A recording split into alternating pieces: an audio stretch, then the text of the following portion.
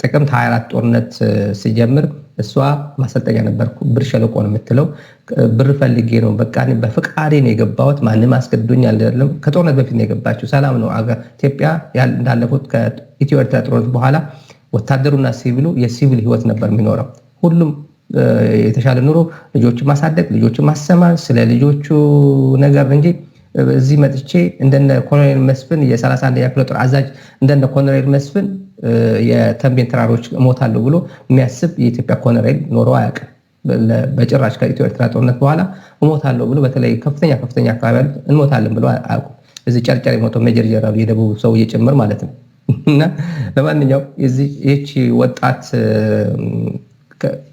እጮኛ ቀለበት ወላላት ታዩታላችሁ እንዴት እንደምታሳዝናችሁ ያው በተለይ የዛ ቦንጋ ልጆች ስታዩት ምን እንደምትሉ እርግጠኛ ነኝ እሷን ተከታትለን እንመለስ መጀመሪያ ሙሉ ስምሽ ከየትኛው ክልል እንደመጣሽ ክፍለ ጦርሽ ብርጌድሽ ሻለቃሽና የሥራ ምድብሽ ምን እንደነበረ ግለጪልኝ እሺ ስሜ መሰረታዊ ወታደር ማባራ መቶ ይባላል የመጣው ከ11ኛ ክፍለ ጦር ነው በዚህ ጋር 6 ወር አልሞላኝም መልመል ነኝ ማለት ነው ሁለተኛ ሻለቃ እና ሁለተኛ ብርጌድ ነኝ ስራ ምድብ እግረኛ ነኝ ምንም የለም እግረኛ ነሽ ከየት ክልል ነው የመጣሽ ደቡብ ከፋ ነኝ ከፋ ዞን ቦንጋ የት ነው ስልጠና የወሰድሽው ብር ሸለቆ መቼ ነበር 2013 በዚህ 2013 ከተመረጥሽ ስንት ወርሽ ሆነሽ ማለት ነው 6 ወር ገና ሊሞላ ነው ታይሳስ 27 ነው የተመረቅነው ለምን ነበር የገባሽው ውትድርና ራስሽ ፈቅደሽ ነው ጥሪ ስለተደረገልሽ ነው ወይስ እንዴት ነው አይ በራሴ ፍላጎት ነው ውትድርና የገባሁት ያስገደደኝ ሰውም የለም ማለት ዝም ማትሪክ ተፈተንና ከጓደኞቼ ጋር ውጤት አጣሁት ከዛ እኔ ምናምን ተባባልን በቃ ደሞዝም አለ የተሻለ ህይወት ነው ምናምን የሚባል ወሬ አለ በዛ የተነሳ ዝም ብለን ተነስተን መጣን ጦርነት መኖሩ ምናምን መታቀም ይሄ ምንም ማቆ ነገር የለም ማሰልጠኛ ያለው ነው በቀና 4 ጦርነት የተነሳው እዚህ ማለት ነው ከዛ እንደመጣን መቀሌ አካባቢ ነን ጦርነት ላይም ገብተናናቅ ገና ይሁን የተኩስ ድምጽ ራሱ ይሰማል እንደዚህ አይነት ጦርነት ውስጥ የሚገባበት ምናምን መሆኑ ያኔ ከጓደኞች ስትወሩ ምንም የምታውቁት ነገር የለም ምንም እናውቀው ነገር ውጊያ አለ የሚባል ነገርም የለም ሲባል ማለት ነው ስለቱም ወደ መቀሌ ምንድነው የተነገራችሁ መቀሌ ላይ መጣን የኛ ክፍለ ጦር 11ኛ ክፍለ ጦር ሁለተኛ ሻለቃ አፋር ክልል ነበር ስንመጣ ምልምሉነን ስንመጣ ማለት ነው ከዛ ህብረት ኮሌጅ ላይ የውጊያ ድጋፍ ሰጪ ኮሌጅ ነበር የነበርነው እዛ ተሰብስበን ይያለን ከዛ ወጡና የጭላ መጡ 2 ወር ነበር የጭላ 2 ወር ቆየንና ድጋሚ ወስዱ አድጉዶ የኛ አሃዶች መጡ መቀሌ መጡ ከአፋር ክልል ማለት ነው ከአፋር ክልል ወደዛ ሲመጡ ከነሱ ጋር ተቀላቀለን በሻለቃ በሻምበል ተከፋፈልን አድጉዶ ለ2 ወር ቆየ ከዛ ወደ ሶቆጣ መጣን ሳንቆይ ወደዚያ መጡ ወደ ቴሌ ማለት ነው በዛ ገና ውጊያ ላይ ገባን ውጊያ ገብተናል እንዴት ነበር አሁን ውጊያ ስትገቡት ወደ ጭላካ አሁን የመጣችሁበት ስትገቡ ከመጀመሪያ እንዴት ነበር ምን ያህል ሆናችሁ ነው የመጣችሁት ወደዚህ ስትመጡ ምንድነው የተሰጣችሁ ግዳጅ ከበጦርነቱ ሲከፈት ያለው ሁኔታ አጠቃላይ እጅስ እስከምትሰጪበት የነበረው መጀመሪያ ሁላችንም ተኝተን ነበር ማለት ከዛ ከሶቆጣ ያለው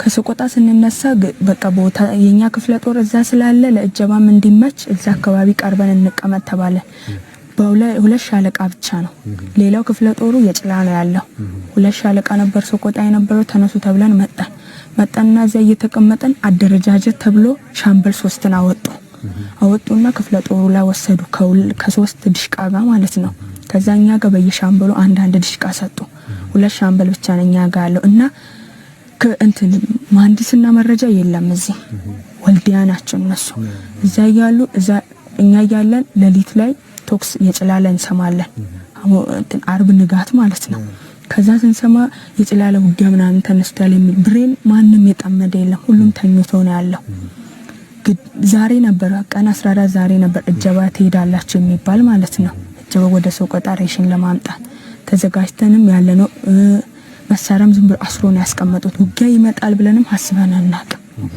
ከዛ ያለን ለሊት ለቶክስ ተጀመረ በቃ ናመልጦ ማመለጠ በቃ እጅ ስጡ እያሉ ነበር ገብቶ ማለት ነው። እጅ ስጡ አትሙቱ እጅ ስጡ እያሉ ከዛ ምክንያቱም እኛ አዲስ ነው የምናውቀው ነገር የለም እጅ እንዴት እንደሚሰጥም ውጊያ ገብተንም ስንማነቅ እንዴት እንደሆነ አላወቅንም። ከዛ እጅ ስጡ ሲባል ጋንታ መሪዎች ምናምን ይሞታሉ እያየን ነበር። ጋንታ መሪዎች ምናምን ሲሞቱ ድንጋይ ስር ሄደን ተንከባለን ገባን። ድንጋይ ስር ሲገባ የሆነ ልጅ መጣና አይዟችሁ ምንም አትሆኑም እኛ ልንገላችሁ አይደለም እዛ የትግራይ ሰራዊት ነው። አዎ እኛ ልንገላችሁ አይደለም እንደናንተ ተዋልደን አገብተን ነው የኖር ነው እንዴት ብለን ወንድማችን እህታችን እንገላለን ተነሱ ምንም እናደርገው ነገር የለም በዚህ ሂዱ ብሎ ለኛ መንገድ አሳየ። ቤተክርስቲያን ነበር የሆነች ተራራ ላይ እዛ ወስዶ እንጀራ ወጥቶ ከህብረተሰቡ ማለት ነው ውሃ ሰጡን ጠጣን። ገና ራሳችን ያወቅነው በዛ ሰዓት ነው ማለት ነው። በጭራሽ እንደዛ አላሰብንም። ከያዙ ይገላሉ ያርዳሉ እንደዚህ ያደርጋሉ ነው የተባለ ማለት ነው የትግራይ ህዝብ ግን እንደዛ አላገኘንም በጭራሽ። በቃ ይሄ ያለው ሁኔታ ማለት ነው። ቶክስ ገባችሁ አልተኮሳችሁም? እንዴት ነበር? መጀመሪያኛ ጋንታ ብሬን ነበር። ጋንታ ራት ሴት እኔ ብቻ ነበርኩኝ። ጋንታ እንደሚባለው በታች ነው ያለው ኃይል ሁለትም በላይ ነበሩ። ከዛ የትግራይ ልዩ ኃይሎች ማለት ነው ዲሽቃ ኃይል ሁለት ላይ ተራራ ላይ ነበር። እሱ መጀመሪያ የተቆጣጠሩ ሳይተኩሱ በፊት ዋርዲያ ተኝቶ ነበር ሄዶ ይዞ የተቆጣጠሩት። ዲሽቃ ወደኛ ዙሮ ነበር። የኛ ብሬኖች ብሬን ጥለው ይሮጣሉ። እኔ ምሽግ ላይ ቁጭ በተብዬ ቁጭ ብዬ ነበር። ኃይል መሪ አሁን የሞተው ማለት ነው እሱን ከፈተረና መሳሪያዬን ይዞ ሄደ። መተኩሶም ነገር ቦምብም ምንም ታጥቃለሁ ግን አልወረወርኩም። ተኛውት ምሽግ ላይ ማለት ነው። ተኛውትና የሆነች አሁን ከኔ ጋር ተርፋ የመጣች ልጅ አለች። እጅ እንስጥ ምናምን ሲሉ እንዴት እጅ እንደሚሰጥ ምን እናቃ እሷ ነባር ናት። ከዛ እጅ እንዴት እንደሚሰጥ ታውቂያለሽ? ውጊያ ገብቼ ስለማላቅ አላቅም አለች። ምሽግ ውስጥ ገብተን እየተኛን ከኛ አጠገብ የኛ ጓደኞች መጀመሪያም እጅ ስጡ እየለመኑ ነበር ግን ከኛ አጠገብ ይሞታሉ ልጆቹ ማለት ነው።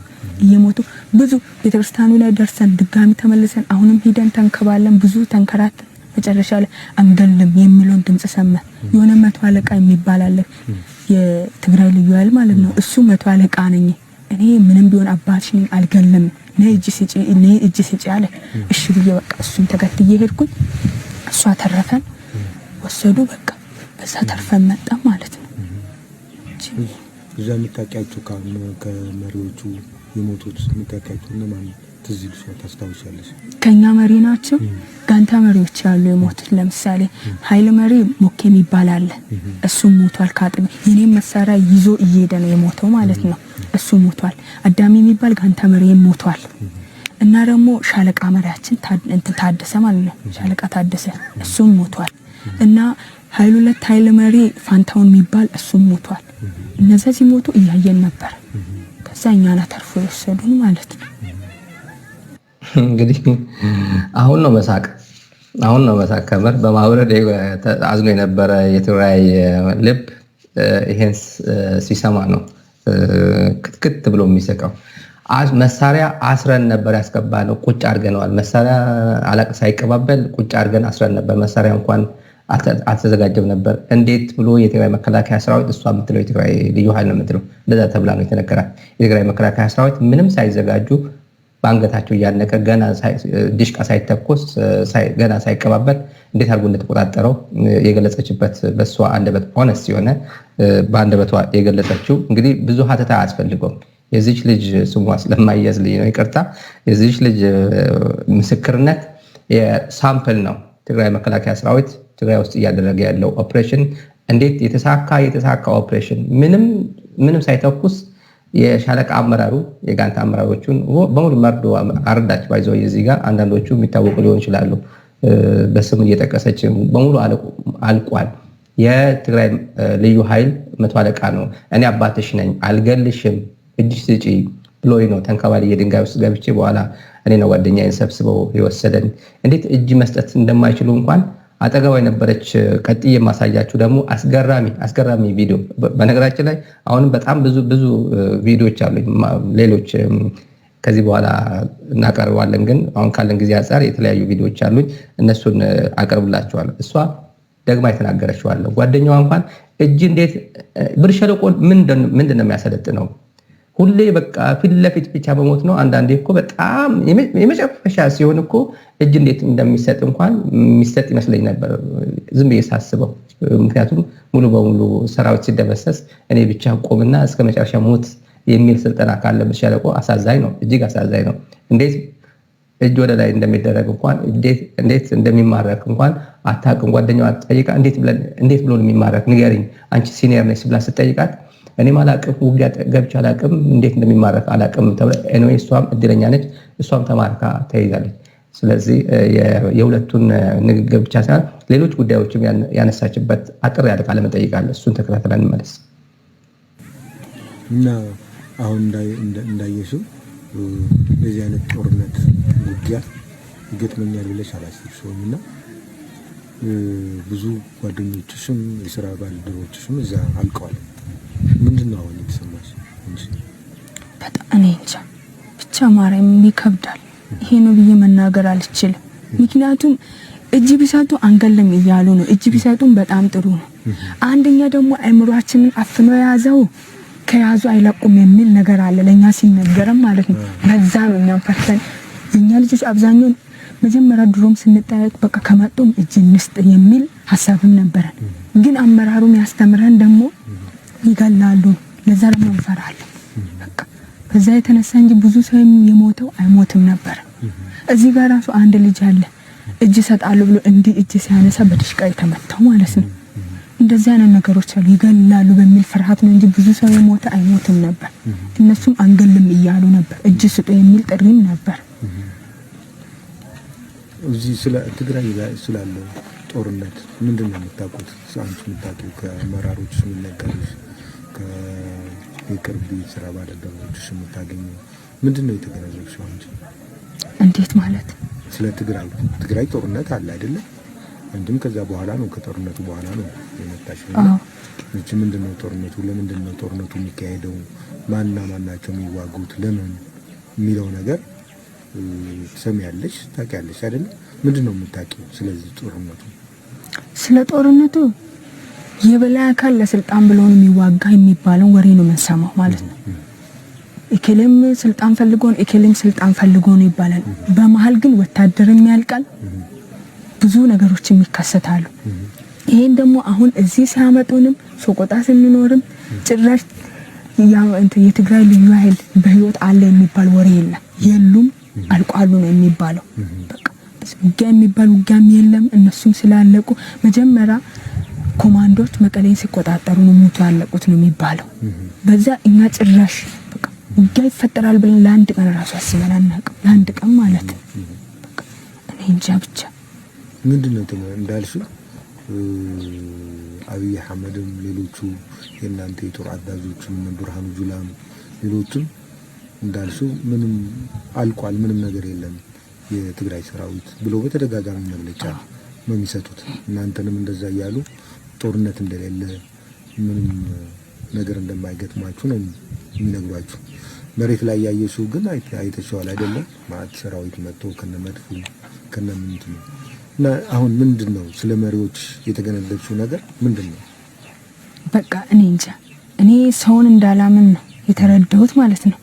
አንደኛ አንተ ትልቅ መሪ ነክ፣ ትልቅ መሪ ሁነክ ያንተ ሰው እዚህ ጋር እየተጎዳ አይ ጠላት የለም ዝም ብለህ ሂድ ተገደል የሚለው ነው አንደኛም እኛን ያስተማሩት ማለት ነው። ጠላት የለም የሚባል ጠላት በዛ ያለ ከተባለ ራስን አሸሽተ ትሄድ ነበር። ግን የለም እያለ ሞቷል ቋል እየተባለ አንደኛ ውሸት አስተማረ፣ ሁለተኛ እኛን አስጨረሰን።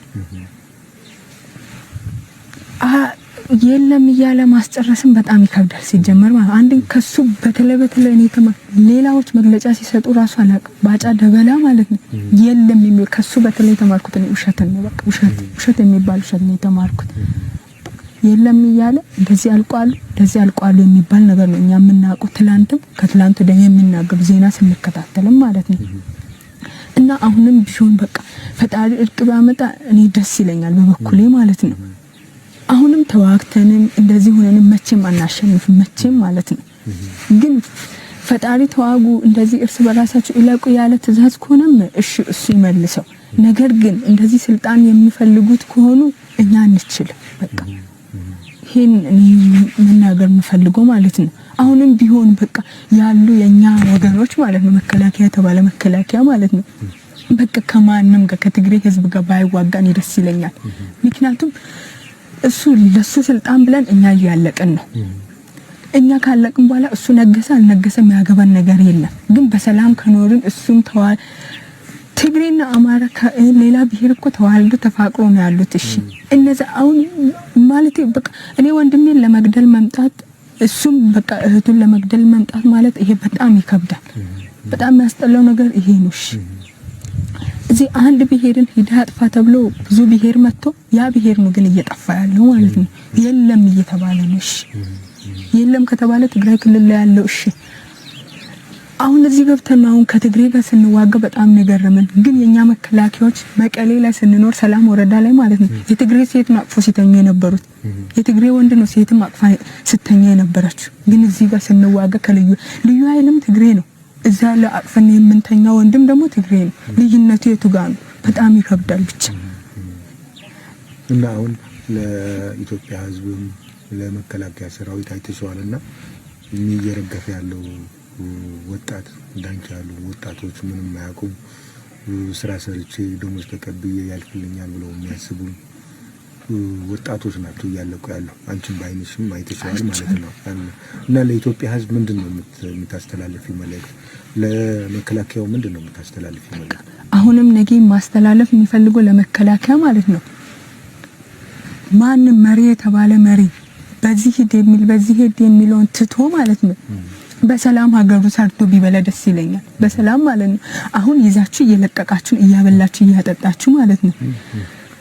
የተኛውሽ ሰው ነው ወንድሙ እዚህ ጋር ተገሎ ና አንተ ብሎ አትርፎ መጥቶ የሚለቀው እሺ አስተሳሰብ እውነት እርግጠኛ ነኝ እዛ ሲይዙ ማለት ነው ይዘው ይገላሉ እንጂ በጭራሽ ሂድ ብሎ እያበሉ እያጠጡ የሚለቁ አይመስለኝም። ግን እናንተ እንደዚህ እያጠጣችሁ እያበላችሁ እየለቀቃችሁ ነው ተብሏል። ይሄን መከላከያ ተባለ መከላከያ ውጊያ ላይ ባይገባ በቃ ወይ አንድ ለሰላማዊ ሰልፍ ወጥቶ በምን ምክንያት እንደተጋጩ መንግስትና መንግስት ራሱ ጨርሶ እርቅ ካመጣ በኋላ እኛ ለአንድ ሀገሩ የሚቆም ካለ ለአንድ ሀገሩ እዛ ቢፋለም ደስ ይለኛል። ለኢትዮጵያ ሕዝብ ደግሞ የመጨረሻ ማስተላለፍ የሚፈልገው በአንድነት ለፈጣሪ ጸሎት ቢያደርጉ እርቅ ቢያወርድልን ማለት ነው። በቃ አሁን እኮ አማራ ክልል ትግሬም አለ የኛ ልጆችም አሁን አሉ እዛ መቀሌ ላይ ማለት ነው። እርስ በራሳችን እያለቅን ነው። እሺ